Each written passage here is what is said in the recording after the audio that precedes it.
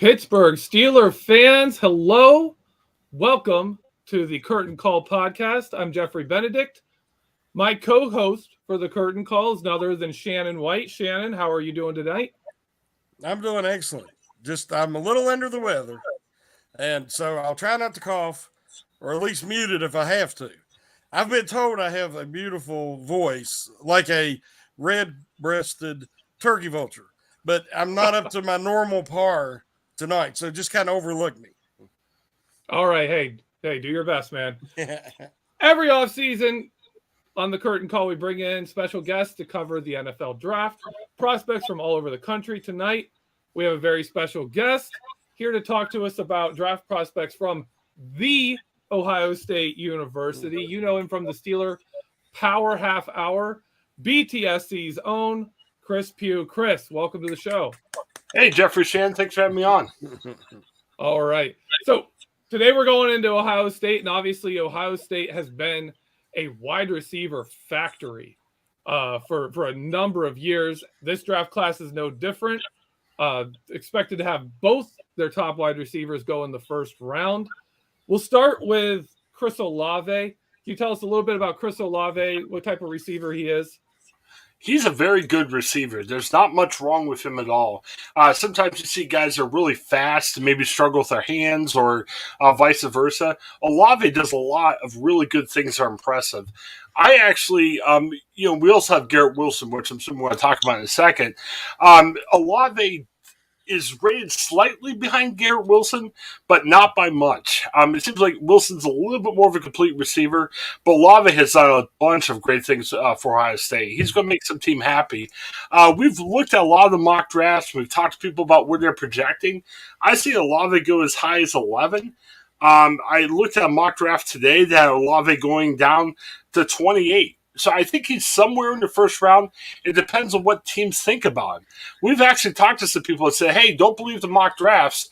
Olave Wilson may go a lot higher. I mean, you look at what's happening with Deontay Johnson, Terry McLaurin. Some of these guys are scrubbing the team name from their social media accounts. That may actually force some of these NFL teams to consider these receivers just a little bit higher than they normally would. There's been a lot of talk about that. This wide receiver class is loaded. They're saying up to 7 receivers in the first round, maybe 20 receivers in the first 3 rounds, which would be a record. But Wilson, to a lot of people, is number one on that list. Olave's not that far behind. It's a great receiving core, and I don't think any team would be disappointed with either one of them. Yeah, I agree. And it's basically, which guy's going to be a better fit, for your program. And I think Olave is really just a natural. He's a complete receiver that way. He catches the ball so clean, and he seems like he's just always under control. Somebody recently compared him to Lynn Swan in one of our discussion threads, and I'm saying I won't go that far because, the Swan's leaping ability and big play ability. It's hard to compare anybody, but his gracefulness and the way he moves is kind of Swan-like. You are really familiar more than I am with Wilson. Who does he remind you of? To me, just what I've watched, he reminds me of McLaurin.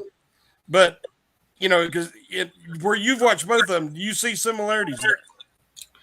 Yeah, that's a good example. McLaurin, he's actually an Ohio State guy too. Mm-hmm. I get jealous. We're back to the Steelers here.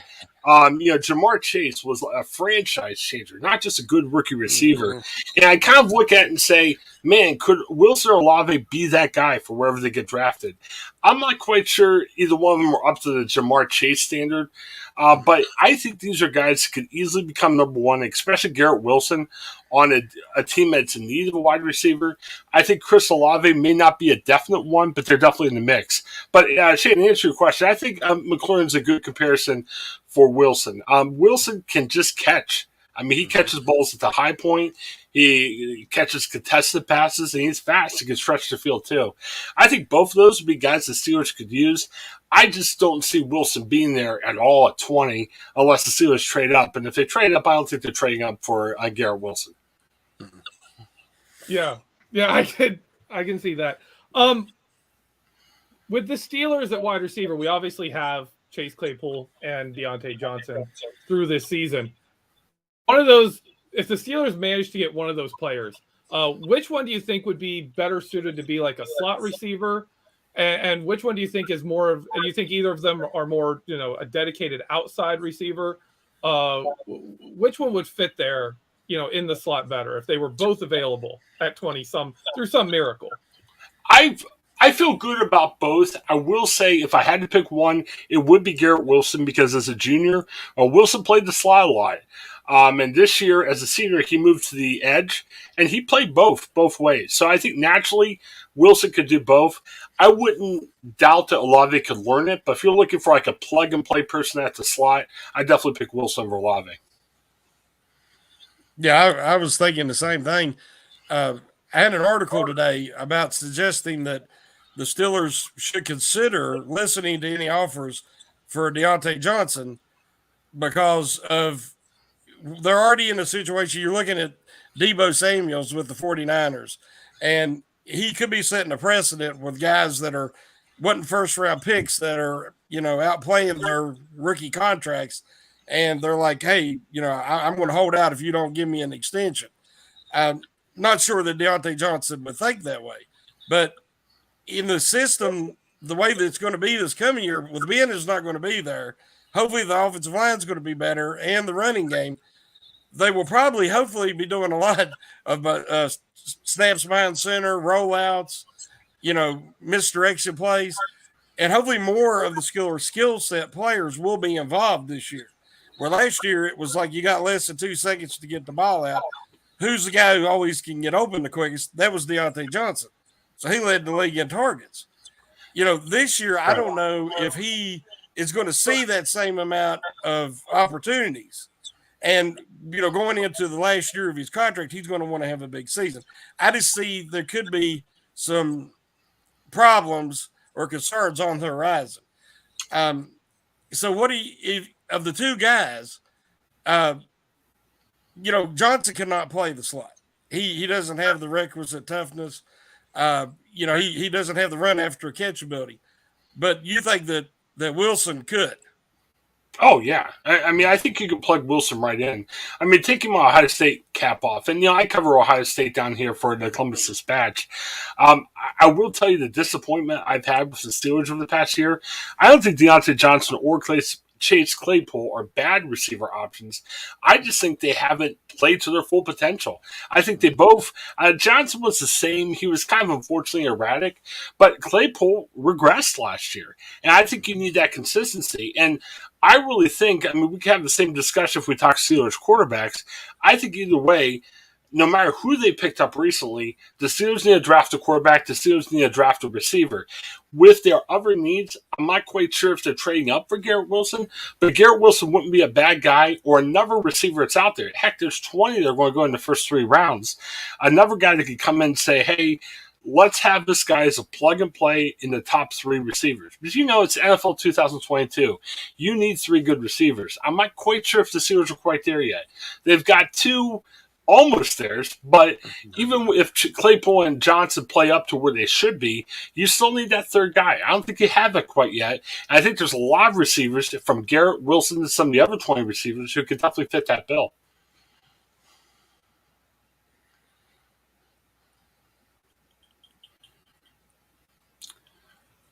Jeff, we lost your volume a little bit there. Sorry, I muted myself. Sorry.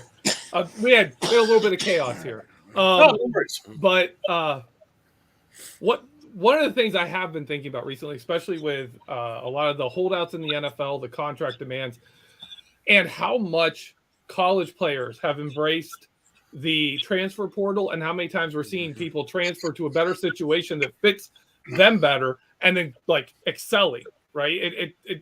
That's happening all over the country. Are we going to see more of this where these receivers, specifically with receivers, because they're so dependent on the system and the quarterback, coming into the NFL, maybe seeing, hey, this isn't the best spot for me, and kind of forcing their hand to say, hey, you need to let me go someplace else, because they're used to that in college and they're seeing that success happen, where instead of Emmanuel Sanders waiting basically for the Steelers to run out of time to use him, to go to Denver and take off. Do you think it's likely that we could see receivers taking more charge of their careers and saying, hey, send me to some place where I fit better? Yeah, simple answer, yes. I mean, I think in today's NFL, you see two things happening. First of all, like, you used to think of, like, man, if we only had a great running back, like if you look at the days when O.J. Simpson was ruling the land as a great running back, or Walter Payton or Barry Sanders or something like that, today you need a good receiver, you need a good quarterback. I mean, that's what propelled the Rams to win the Super Bowl. That's what propelled the Bengals to the Super Bowl. Yeah, obviously the Chiefs, the Bills, other teams like that did well. So you definitely need to have that. Secondly, and here's a concern, NFL's printing money. I mean, they're taking in so much money then. The salary cap's going up, which is great. But the problem is the players aren't going to say, oh, the salary cap's going up, we'll keep our salaries the same. No, they're going to want a bigger piece of the pie. That's why Deshaun Watson, with all the allegations against him, got a guaranteed $230 million contract. That's why Derek Carr, who's an okay quarterback, I wouldn't call him a superior franchise quarterback, got over $40 million a year. It's going to be like that. That's why Deontay Johnson, where maybe at the beginning of the offseason we're like, well, is $15 million enough from him? It's not going to be enough. And not to say Deontay Johnson's a franchise receiver. The cost of doing business in the NFL is going way up, where even an above-average receiver, that I believe Deontay Johnson is going to ask for more money. So the thought is how do you combat that? And this is going back to what we're talking about, the NFL draft. What's interesting is you can get these guys on rookie contracts. That was a hard thing with Ben over the past couple of years for the Steelers. He wasn't the Ben he used to be, and you're paying him $35-40 million off your cap. If the Steelers get lucky and have a success, either with a draft pick or Trubisky, you're paying that guy a rookie contract or just a little bit above that. You have so much more money to spend on other places. That's why the Bengals are in good shape this offseason. So, I mean, you're right. It's going to be a problem. People are going to ask for more money, and teams are going to have to figure out how to deal with that. But the good thing is at least they'll have more of a salary cap to work with. It's just going to be a lot more expensive league to play in if you're an owner. Yeah, the increase in the salary cap is about like getting a raise, and then you have inflation, so you really don't see the benefit of the raise. We have the Jacksonville Jaguars to thank for the situation, I believe, because they reset the receiver market by overpaying for two mediocre wide receiver 2 guys that, Kirk has potential, but they overpaid for 2 guys because nobody wants to go to Jacksonville. So you have to overpay to get guys to come in to play with Trevor Lawrence. Well, then the Browns go, and they overpay, go absolutely crazy to get Watson because, again, nobody wants to go to Cleveland. And so those teams are resetting the market, basically bidding against themselves like the Yankees did with Alex Rodriguez back in the day. And those guys screw up the whole market for everybody. That being said, I'm going to kind of throw a little curveball with that. Sure. You are familiar with Jameson Williams because he went to Ohio State, and he was sitting behind these 2 guys. And so I'm assuming that they were better fits that kept him off the field because he goes to Alabama, and everybody talks about this year's crop of receivers. There isn't a Jamar Chase. There isn't that superstar guy. There's a lot of really, really good guys, but there isn't a guy that's going to make that kind of difference. I've heard that. Of the guys out there, to me, Jameson Williams and that speed and that big playability is more like Chase and has more of that splash playability than anybody else. What was the reason, from your view, that Williams couldn't get on the field with Ohio State? Yeah, it may have been I don't know the exact reason why he didn't get on the field for Ohio State, but it could be a perception than anything else. It could be saying, hey, maybe this year I'm number 3 at Ohio State. I can get better numbers if I go somewhere else like Alabama. Ohio State's a different bird. I mean, a couple of years ago, they had a choice whether to start Dwayne Haskins or Joe Burrow. And if you look at today, with Burrow getting the Super Bowl, you say, okay, Burrow was the right choice. Well, it was a wrong choice because when Ohio State picked Haskins, the next year, Haskins shattered every Ohio State passing record by throwing for 50 touchdowns. So, it's kind of like comparison apples and oranges. Maybe at that particular time, Jameson said, "Hey, where do I stand with you guys?" Now Ohio State's like, "Great, you can play. You're going to be the number 3 guy," and Williams is probably like, "Hey, let me go somewhere else, a big program, and put up number 1 numbers. That'll help me out." And that's the choice you have in today's college football. You took advantage of it. I like Jameson Williams. I would definitely draft him in the first round. I think that injury history would concern me. That's something that you want to make sure he's healthy and you want to make sure he's okay. There's a lot of guys like that in the draft. We look at Jameson Williams. We look at Stingley from LSU. If they didn't have that injury history, those guys would probably be top 5. So that's one concern that I would have in drafting Williams over Olave and Wilson as we sit here right now. All right, real quick, I want to get before we have to let you go. Sure. I want to get into some of the other prospects here. Jeremy Rucker, tight end from Ohio State. He looks, and I've seen him compared to it. I watched a little bit of film, not much, but he's drawn some comparisons to Pat Freiermuth. Just on an offense where he could never be one of the higher end targets. Like he was never. You got Garrett Wilson and Chris Olave. You're never going to be one of the top end targets.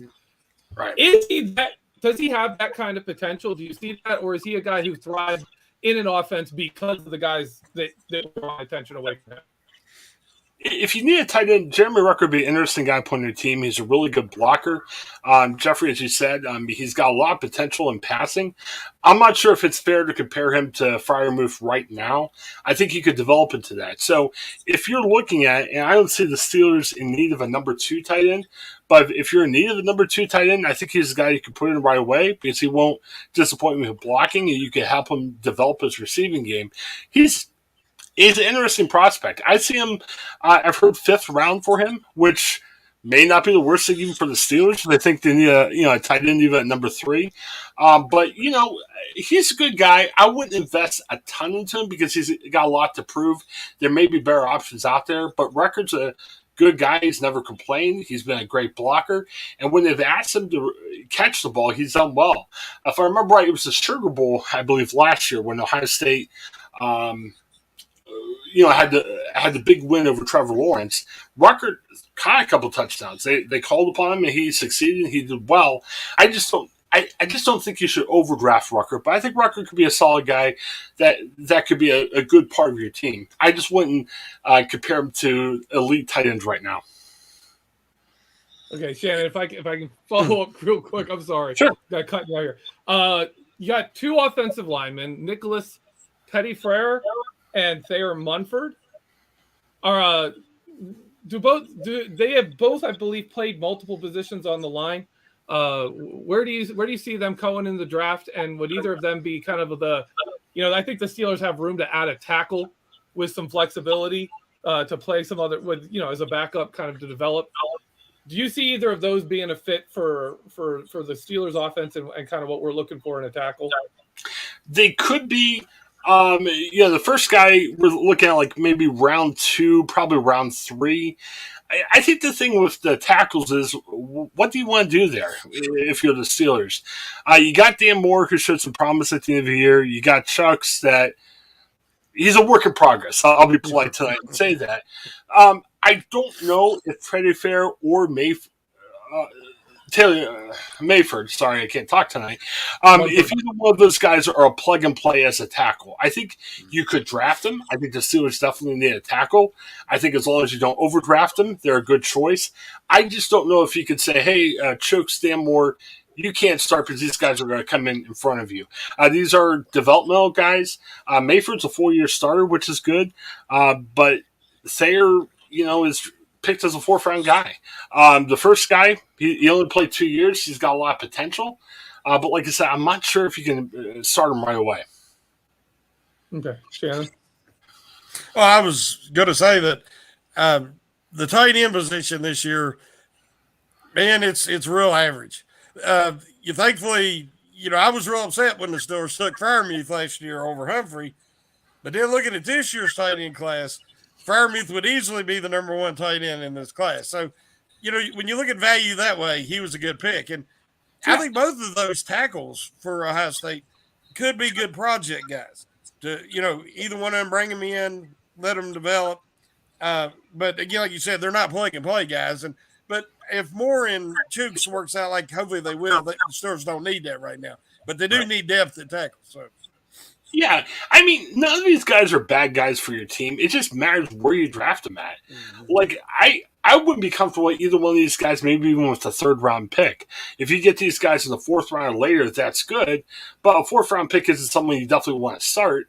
And it's kind of like thinking, is there other needs that the Steelers have at this position that might be more – demanding for the Steelers. It's a classic issue that they're facing with their number 20 pick.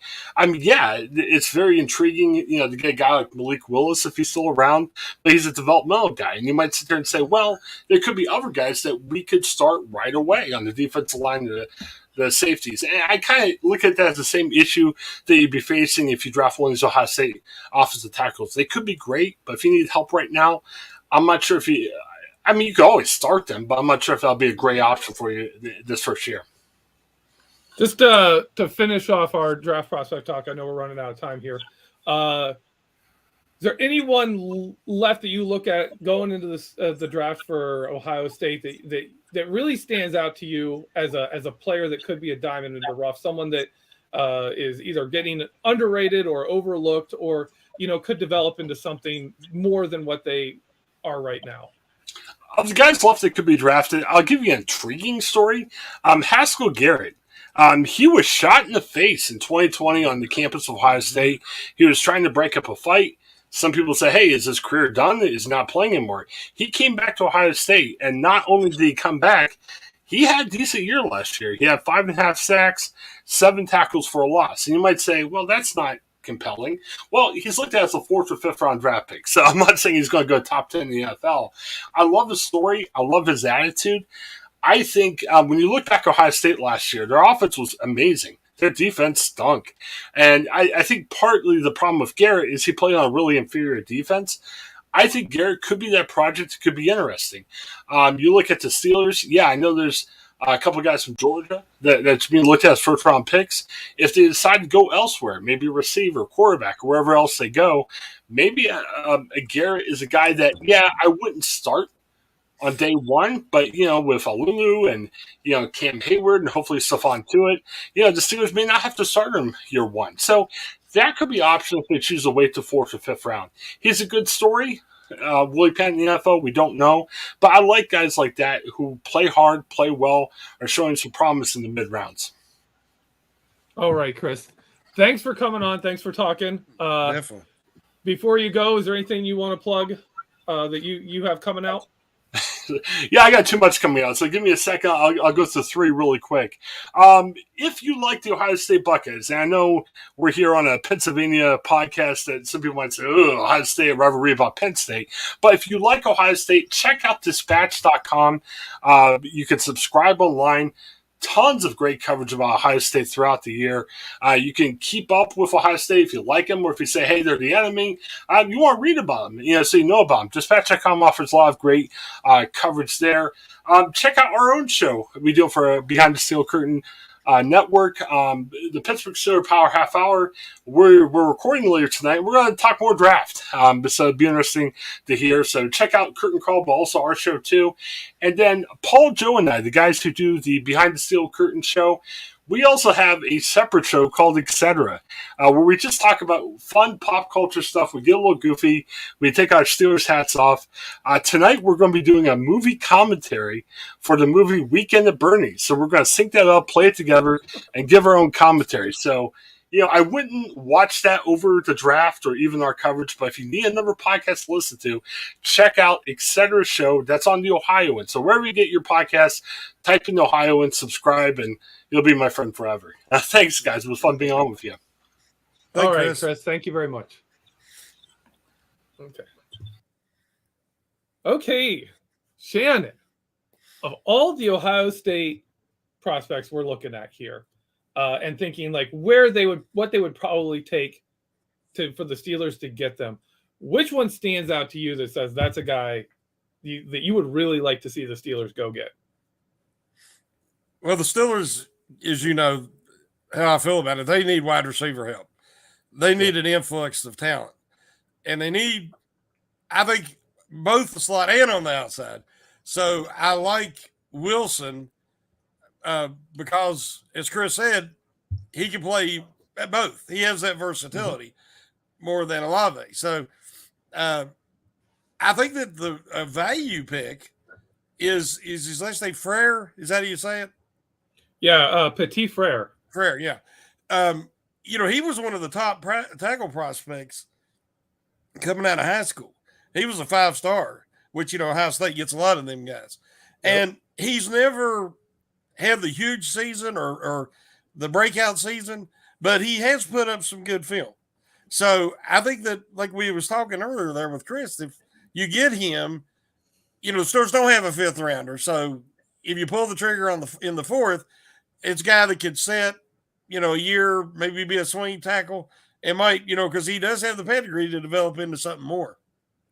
Yeah, that's actually one of my favorite picks looking over this class has been Petit Frere, because he has versatility. He has the size, he has the length that the Steelers like in their tackles. He can play both sides. Like, he's just a natural swing tackle with good potential going there. For the wide receivers, I actually like Chris Olave a lot for the Steelers, because I don't think they need a volume target like a Garrett Wilson. I think they need a guy who can impact the game with some big plays, which Wilson can do, but I think you could get Olave a lot later than Wilson's going to go. I think there's a potential you could see him fall, but I think I can speak for both of us. I'm just going to assume you agree with me, and I'll give you a chance. But no wide receiver in this class is really a guy that I'm going to say we have to go get that guy, because there's so many that you can sit there and say, okay, we'd love this guy, but the gap between him and this other guy we could get isn't that big. So if this guy goes here, we can wait and see who falls, right? We can, and even if you go 2nd round, you're probably still going to have some good options for maybe not a superstar receiver, but a guy who's going to impact your offense and be a player that's going to help. Would you agree with that? Oh, I definitely agree. We both get draft crushes. And each year, my ones I've had in the past, which I won't go back over, but Creed Humphreys. But this year, I love Chad Muma, an inside linebacker out of Wyoming. And a receiver, I love Sky Moore from Western Michigan. Sky Moore, he's a local kid. He's grew up loving the Steelers. He grew up trying to emulate Antonio Brown, the work ethic part, hopefully not the character part. But he reminds me of AB in that he is smaller, but he's compact and he plays much bigger than his size. He breaks a lot of tackles. He's hard to bring down. He runs the ball almost like a running back, kind of like a smaller Deebo Samuel. I think he is a great fit for the Steelers. I think he's a guy who could play in the slot, because you cannot put Deontay Johnson in the slot. Yeah. But you can put a guy like Sky Moore. He could come in and play immediately. He's even took carries out of the backfield in college. He could do a lot of the things that Matt Canada could use, where he's going to run more of his offense this year with a mobile quarterback, regardless of who wins the position. So I am very high on Sky Moore, but it's one of my draft crushes. I want to ask you 2 questions. We're talking a lot about wide receivers today, naturally, with Ohio State's wide receivers grouping. And we got into, the state of wide receivers in the NFL right now. And I don't think this will happen, but if Deontay Johnson came out and said, right, if you're not going to pay me, I'm not going to play. If he came out and said that, I'm not playing this 4th year without a new contract, trade me or pay me, which would you lean toward? Which one would you go with? Would you trade him or would you pay him? Well, you might not have read my article today, but I did. That's why I'm asking you. That's what I don't want to have happen. Lobbing a softball. Because when that happens, then his value plummets. So I'm suggesting that there is a real possibility of that happening, because guys like Bell and Antonio Brown and different guys who've forced their way out of town or forced the franchise's hand. Now you're seeing that across the NFL with a lot of teams. And once that guy is known to be disgruntled, his value goes down. Now you've got Johnson coming off of a Pro Bowl season. Now, I think that a lot of that Pro Bowl season was the massive amount of opportunities and the numbers based on an inept offense, which, that's just my opinion. But I don't see where his value is going to be higher than it is right now. You buy low, you sell high. This would be an opportunity in a deep wide receiver class. And I've heard people say, well, the Steelers are already short on wide receivers, and that's true. I don't look at the Steelers as a contender, a true contender this year. I think they're in the middle of a rebuild, maybe a little past the middle, where they've had a really strong offseason. I'm not saying you tank this season. I'm just saying that with the offense, if it's utilized like I think it's going to be, with the improvement of the young offensive line, I see other skill position players getting more involved, like Claypool, like Freiermuth, whoever rookie receiver coming in would be. That is going to reduce Johnson's targets. He's going into his contract year. He might be realizing the same thing I'm saying. And the next thing you know, it might not only be Deebo Samuel saying, hey, I want traded. So if that happens, everybody's going to know it, so his value goes down. So I was just making a hypothetical suggestion of what the Steelers could do to avoid that. If where there's smoke, there's fire, and I can see problems coming up on the horizon. So, it has nothing to do with Johnson. It's nothing personal. I've been a very big supporter of his, and I was really proud of him last year for all the improvements he made. All the hard work he put in. Now he did have another case of the drops, and towards the end of the year, which kind of marred that whole feel good story. But he showed that he was the only guy that could get open last year. Yep. So that wasn't his fault. And it's not his fault what's happened to the wide receiver market. I blame that on the Jacksonville Jaguars. But, hey, guys, if this guy's getting paid that, I'm better than him. He's looking at Christian Kirk. He's like, hey, wait a second. Guys are going to try to get paid. And, you can't blame him for that. But the Steelers, I think, should be proactive rather than reactive in this situation. Yeah. No problem there. I want to clear the air on something because on Twitter, at least on Steelers Twitter, some of the articles I've written have gotten thrown around as the argument against Deontay Johnson. And I think a lot of people have taken what I'm writing. And I've looked back over it and I'm like, okay, yeah. I have been a big critic of Deontay Johnson, but not in saying he's not good, right? Mm-hmm. My point on Deontay Johnson is there are serious questions that need to be answered because one of my big numbers is talking about his efficiencies and how he hasn't been efficient. But when you look at when he played with Mason Rudolph specifically, he was a much more efficient downfield target, right? Mm-hmm. But we don't know. Is he going to be that? Can he be that guy with a different quarterback? Can he get the volume he got from Ben Roethlisberger and be more efficient? Because if he can do that, he's a star.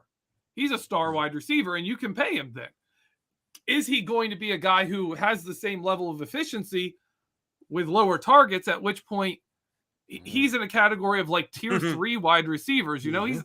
That's a dime a dozen. You can get those guys in the second round. They're all over the NFL. So to me, you don't invest in this guy when there are serious questions as to what you're getting.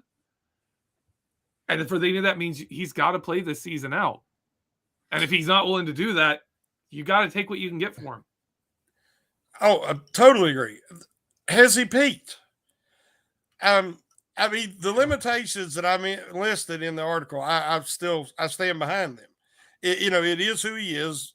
His physique is what it is, and his limitations are what they are. The thing is back in 2019, yes, Ben was out, but especially to start that year, the offensive line was still pretty effective. Now, as they realized the limitations of the passing attack, they started to overwhelm the line as the year went on. But the offensive line was still pretty solid in 2019. It's only gotten worse since then. And it basically hit rock bottom last year. Anytime you're trying to throw the ball down the field, it takes more than 2 seconds. That was the biggest drawback to the Steelers' down the field passing game last year.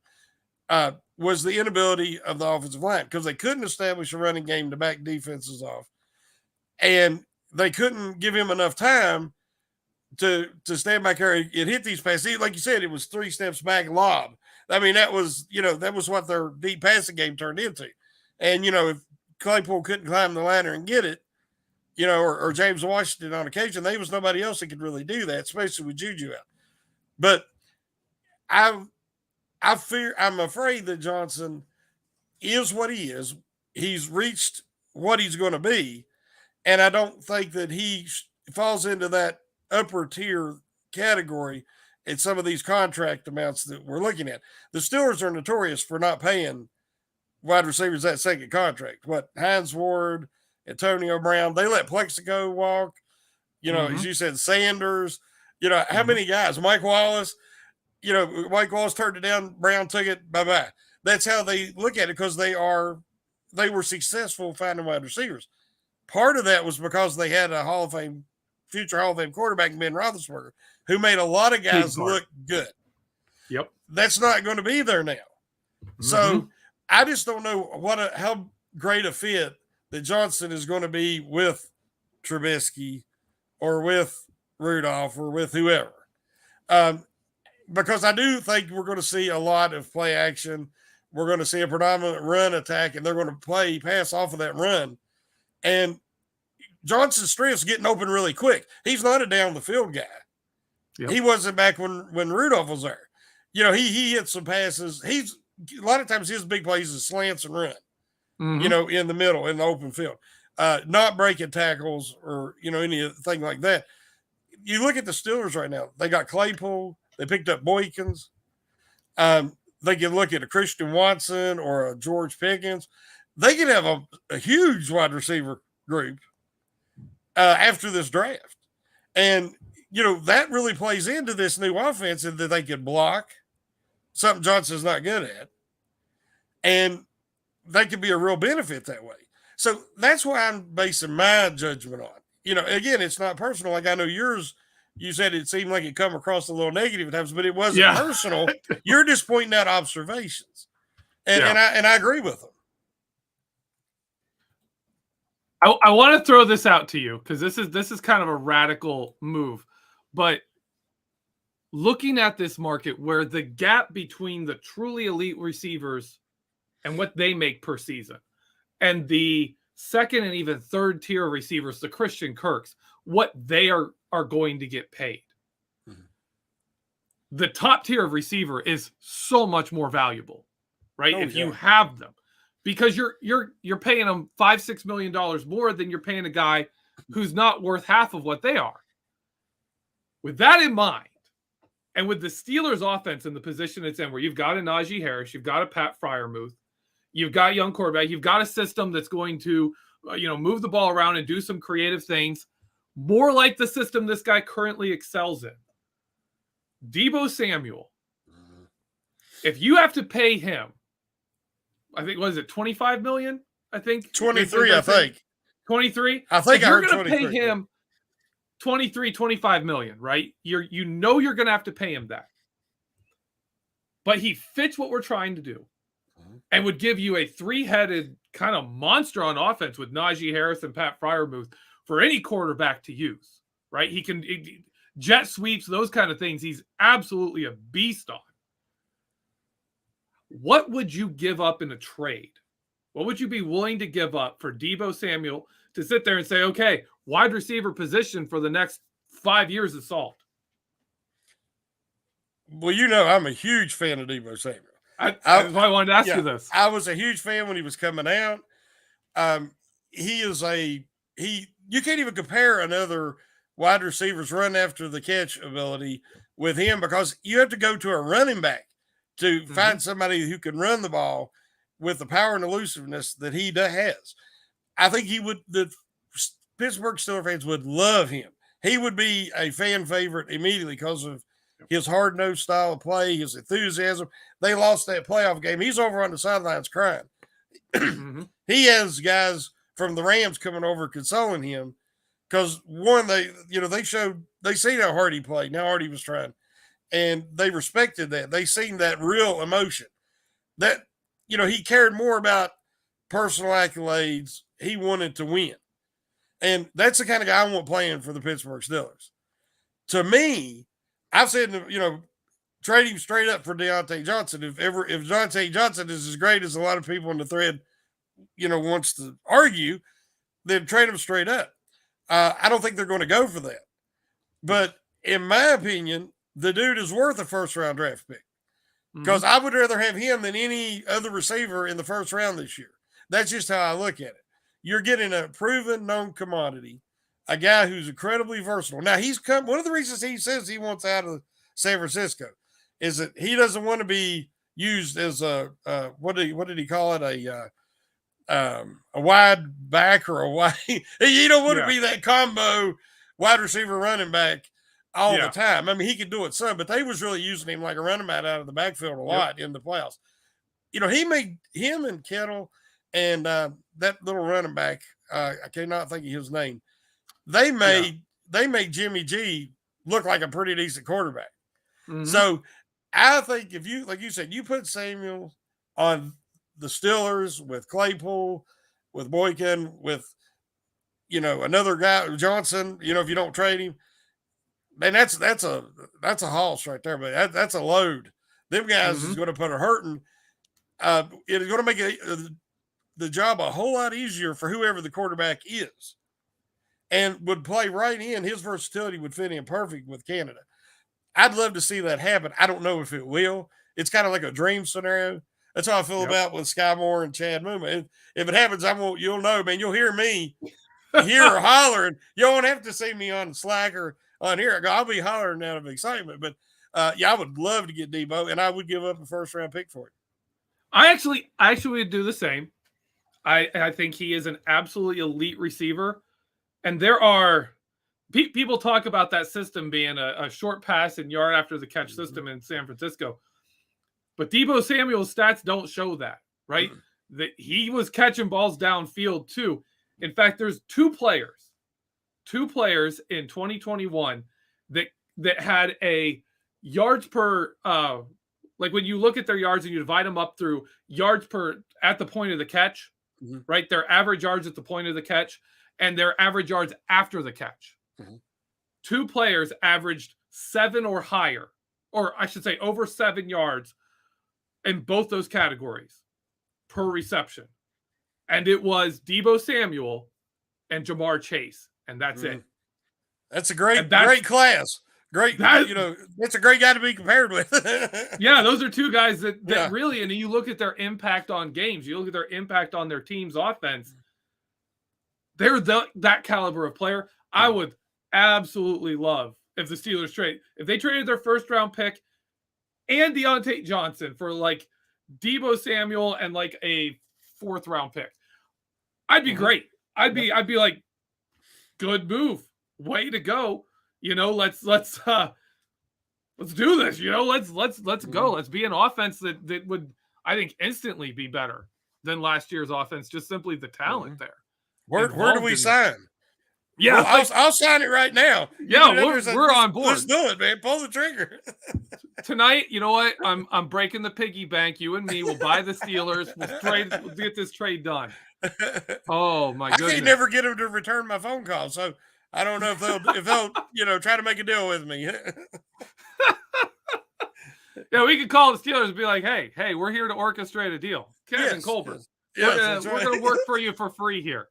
Yeah, this is a secret. We're gonna trade. I'll be Hunt and you can be Con.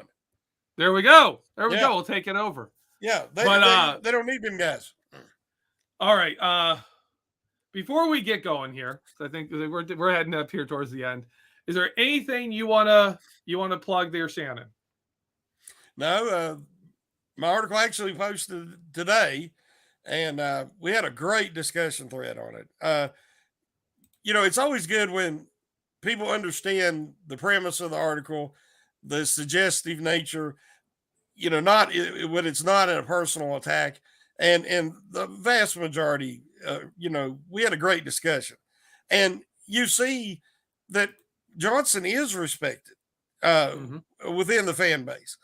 I think a lot of people's being honest, about limitations and all. But as far as if we've got to the point now, if you try to be honest, whether you're writing an article, doing a podcast about a player, it's almost like, well, you're making a personal attack. That's not it at all. And this has nothing to do with, if you're talking about character, I guess it would be, but that's never been an issue with Johnson. And again, like I said, I foresee some problems maybe coming up with the way this offseason is shaping up at this wide receiver market, but he's never been a problem. I'm just saying that if it becomes any kind of situation like that, then that's going to hurt his value. So that's why that was the intent that the article was written with. And thankfully, we had a great discussion thread, and most everybody got it. I have another article I'm working on, but I'm not to a point I can plug it yet. So that's all I got right now. Yeah, I had mine went out today with Dave Schofield, our Vertex. Last week we did Dan Moore Jr., and we covered his Week 8 game against the Browns where PFF gave him a 0 pass blocking grade. This week, I intentionally avoided this game in film rooms for across the board because the Week 17 game against Cleveland, Ben Roethlisberger's last home game, was so emotional. The team went out and basically played one of the best games around Ben Roethlisberger. Ben Roethlisberger played probably one of his worst games ever. You could tell the crowd, the moment just kind of got to him. I think it knocked him off his killer instinct kind of mode. He was kind of taking it in. He himself was not good. The team rallied, won it for him. But you want to see a 180 in performance by an offensive lineman. Look at that game. Dan Moore Jr. went from barely holding on and trying and just doing everything he could to survive Myles Garrett to absolutely winning that matchup throughout the game. Throughout the game, just consistently beating Myles Garrett. Such improvement in his mechanics, everything. You could tell the guy was just focused and on his game. If you want to see that, man, you want to see the potential upside for Dan Moore. You want to see what we hope he can consistently be. Man, watch that. Go read that Vertex. Look at that one. Really good stuff. I commented on the article. It was an excellent article. And I always enjoy the Vertex. To me, and towards the end of that game, and everybody wants to talk about Garrett was dealing with injuries. Well, so was Moore. Yeah. And so by that point in the season, everybody's dealing with an injury. But to me, Garrett, he didn't try as hard. As that game went on, he got frustrated. And he's like, oh, man, I owned this guy last time, and I can't get around him this time. And at the start, I think they helped build Moore's confidence by giving him a little bit of help more than they did the first time. But still, most of the time, Moore matched up one-on-one. He got the job done. And like you said, complete 180. So that bodes well for the future. Oh, man, this is something. This is not what you throw in at the very end of a podcast. But get excited about it. Man, that is something I see in Myles Garrett all the time. If he has a matchup he can exploit, the energy, the enthusiasm, the power, the physicality he brings is a completely different level than when you see him in a game where he's not having success and he almost just mails it in. Like the one run play I put in there, Myles Garrett gets like two hands on Dan Moore Jr. and just kind of stands there. Yeah. And they're running like right past him. And it's like, Myles Garrett, like you took a loss there, but dang, that was third down, man. Like you got to put some fight into it. He just walled him off, and he let him wall him off. Yeah. Yeah, he just stood there. Yeah. Dan Moore did good, but I also look at that and I'm like, oh, Myles Garrett, where's the energy, man? Your team was fighting for this thing. You're talking about spoiling Ben Roethlisberger's last game, and you come out and just don't even do anything. He wanted to put Roethlisberger on the tombstone there, in his yard, but he is more freak athlete than he is substance. I find it insulting when they compare him to TJ Watt or Aaron Donald. You watch them guys, their motor, their effort level, the consistency. Like we talked about last week, TJ Watt will be held by two guys, double teamed and held by both of them, and he's still trying to fight through. Yeah. Like you said, Garrett was standing there watching. So there's no comparison. Absolutely. And not at all intended to go there. We had 2-minute little random thing. But love it. Thanks everyone for watching. Yep. Thank you, Shannon, for being on the show with me. Thanks to Chris Pugh for coming on, giving us stuff about Ohio State, and to everyone listening, watching this podcast. Make sure you're checking in with Behind the Steel Curtain, all of our podcasts in the Behind the Steel Curtain family of podcasts, and BehindTheSteelCurtain.com.